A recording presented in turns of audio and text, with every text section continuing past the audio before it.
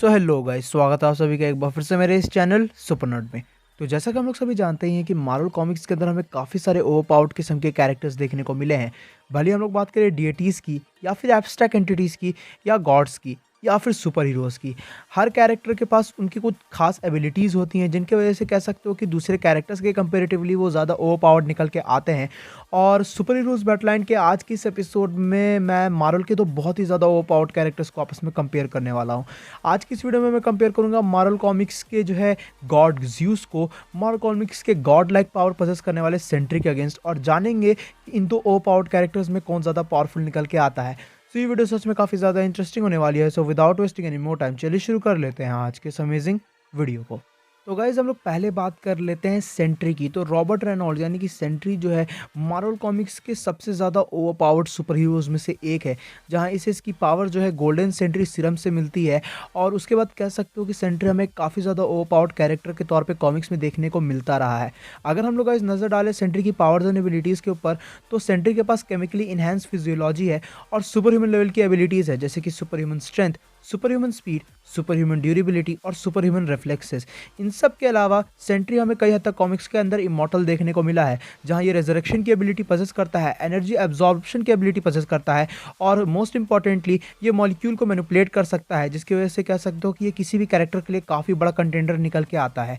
अगर हम लोग गाइस नज़र डालें सेंट्री की वीकनेस के ऊपर, तो बेसिकली सेंट्री जो है हमें कॉमिक्स के अंदर ची अटैक्स और एंटी मैटर के अगेंस्ट वनरेबल देखने को मिला है। अभी ये सेंट्री की कोई बहुत बड़ी वीकनेसेस नहीं है, लेकिन अगर कोई कैरेक्टर ची मैनिपुलेशन परफॉर्म करता है या एंटी मैटर का यूज़ करता है तो वो सेंट्री को काफ़ी बुरी तरीके से जो है कह सकते हो कि पीट सकता है। बाकी एक सेंट्री की वीकनेस ये निकल के आती है कि वो मेंटली काफ़ी ज़्यादा ईल रहता है, यानी कि मेंटल इलनेस की वजह से वो कह सकते हो कई बार हमें अनस्टेबल होते हुए नजर आता है, जहाँ वॉइड उसके ऊपर हावी हो जाता है। और इसीलिए कह सकते हो कि वॉइड इनडायरेक्टली सेंट्री का एक डार्क काउंटर पार्ट होने के बावजूद भी सेंट्री की वीकनेस निकल के आता है। गाइस अगर हम लोग नजर डालें सेंट्री की कुछ बहुत बड़ी फीट्स के ऊपर, तो कॉमिक्स में सेंट्री बहुत ही ज़्यादा ओवरपावर्ड है, जहां सेंट्री ने जो है एरीज को बेयर हैंडेडली जो है रिप अपार्ट कर दिया था, जो सच में काफ़ी ज़्यादा अमेजिंग मोमेंट्स था कॉमिक के अंदर। साथ ही साथ सेंट्री ने अपने खुद की वीकनेस वॉइड यानी कि कह सकते हो कि जो सेंट्री का डार्क काउंटर पार्ट है उसे डिफीट किया था। इन सब के अलावा सेंट्री जो है पोस्ट इलेक्ट्रॉन मॉलिक्यूल मैन को भी जो है डिफीट कर चुका है अपनी मॉलिक्यूलर मैनिपुलेशन एबिलिटी के साथ।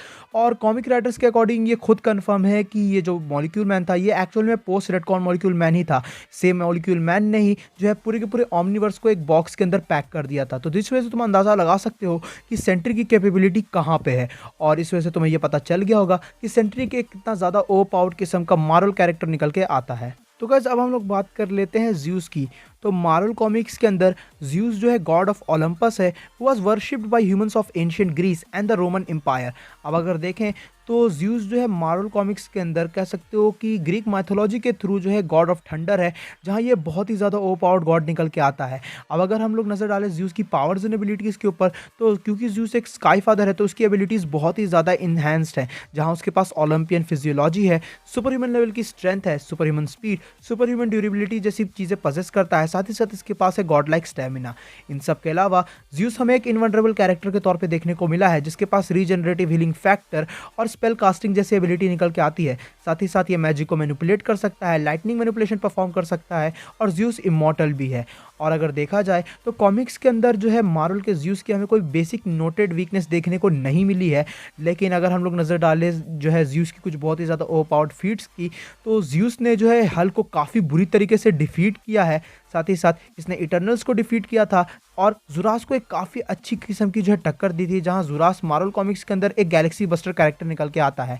इन सब के अलावा ज़्यूस ने बड़ी आसानी के साथ शी हल्क, नेमोर, स्पेक्ट्रम और थॉर जैसे कैरेक्टर को नॉकआउट कर दिया था। इतना ही नहीं, ज़्यूस ने जो है गैलेक्टस को भी डिफीट किया है, जहां गैलेक्टस खुद में काफ़ी ज़्यादा ओवरपावर्ड कैरेक्टर निकल के आता है।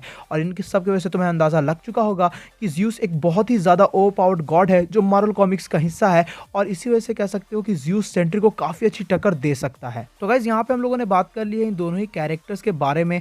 अब यहाँ पे ये निकल के आता है कि ज़्यूस और सेंट्री में ज़्यादा पावरफुल कौन है, तो ये डिसाइड करना सच में काफ़ी ज़्यादा मुश्किल होगा। अगर देखा जाए तो दोनों ही कैरेक्टर्स की फीट बहुत ही ज़्यादा लाजवाब है, दोनों ही कैरेक्टर्स फिजिकली काफ़ी ज़्यादा स्ट्रॉन्ग हैं, लेकिन अगर मुझे इन दो कैरेक्टर्स में से किसी एक को अपना वोट देना होगा तो मैं ज़्यूस के साथ जाऊंगा, क्योंकि ज़्यूस की पावर्स एंड एबिलिटीज़, ज़्यूस की फिजिकल स्ट्रेंथ वो हमें सेंट्री से काफ़ी ज़्यादा इंप्रेसिव देखने को मिली है। जैसे कि अगर देखा जाए तो ज़्यूस जो अपने फुल पोटेंशियल में फिजिकली ओडिन के बराबर पावर है और ओडिन और सेंट्री में कौन ज़्यादा स्ट्रांग है ये मुझे बताने की ज़रूरत नहीं है। साथ ही साथ ज़्यूस की जो एडिशनल एबिलिटीज़ हैं जैसे कि रीजनरेटिव हीलिंग फैक्टर, इमॉर्टैलिटी या मैजिकल मैनिपुलेशन, ये सभी सेंट्री से काफ़ी ज़्यादा हाईली इन्हांस्ड हमें देखने को मिली है कॉमिक्स के अंदर। और इन सब के अलावा ज़्यूस की जो स्पेल कास्टिंग पावर है वो भी बहुत ही ज़्यादा स्ट्रांग है, जिससे वो कई हद तक सेंट्री को डिफीट कर सकता है। अब इसका मतलब ये नहीं है कि सेंट्री ज़्यूस को डिफीट नहीं कर सकता है, क्योंकि सेंट्री ने जो है मॉलिक्यूल मैन को मॉलिक्यूलर लेवल पे ब्रेक कर दिया था और ये सेम चीज़ वो ज़्यूस के साथ भी कर सकता है। लेकिन अगर इन दो कैरेक्टर्स में से मुझे किसी एक को पावरफुल कहना होगा, देन मैं बेसिकली जो है ज़्यूस ही को कहूँगा, क्योंकि ज़्यूस की जो एडिशनल एबिलिटीज़ निकल के आती हैं वो सेंट्री से काफ़ी ज़्यादा इंप्रेसिव है। और क्योंकि मार्वल का ज़्यूस काफ़ी ज़्यादा अंडररेटेड है, तो इसीलिए बहुत से लोग मेरे इस ओपिनियन से जो है एग्री नहीं करेंगे। लेकिन मेरे अकॉर्डिंगली अगर इन दो कैरेक्टर्स में कभी फाइट होती है तो दोनों के चांसेस हैं कि वो एक दूसरे को डिफीट कर सकते हैं, लेकिन मोस्ट लाइकली ज़्यूस ज़्यादा पावरफुल निकल के आता है और इसीलिए सुपर हीरोज बैटलाइन के आज के इस एपिसोड का विनर ज़्यूस है। सो गाइज ये थी वीडियो सेंट्री और ज़्यूस के कंपैरिजन को लेके। अब ये जो कंक्लूजन था ये मेरे ओपिनियन के ऊपर बेस्ड था, तुम्हारा ओपिनियन डिफरेंट भी हो सकता है, तो तुम्हारा क्या ओपिनियन है ये नीचे कमेंट सेक्शन में ज़रूर बताना। बाकी तुम लोग बताओ कि मुझे ज़्यूस के ऊपर एक सेपरेट वीडियो बनानी चाहिए कि नहीं, क्योंकि मार्वल का जो ज़्यूस है उसकी कुछ बहुत ही ज़्यादा इनक्रेडिबल किस्म की फीट्स हैं, उसकी एबिलिटीज़ काफ़ी ज़्यादा इंटरेस्टिंग है, तो मुझे लगा कि मुझे इसके ऊपर एक सेपरेट वीडियो बनानी चाहिए। साथ ही ये काफ़ी अंडररेटेड कैरेक्टर है, तो तुम लोग मुझे बताओ कि मुझे ज़्यूस के ऊपर एक सेपरेट वीडियो बनानी चाहिए या फिर नहीं। बाकी अगर तुम्हें ये वीडियो पसंद आई है तो तुम इस वीडियो को अपना थम्स अप दे सकते हो, अपने दोस्तों के साथ शेयर कर सकते हो, और चैनल पे कहीं से भी नए आ गए हो तो चैनल को जरूर से सब्सक्राइब कर लेना। मैं मिलूंगा तुमसे ऐसे ही किसी नेक्स्ट वीडियो में। Till then bye, stay tune, stay awesome.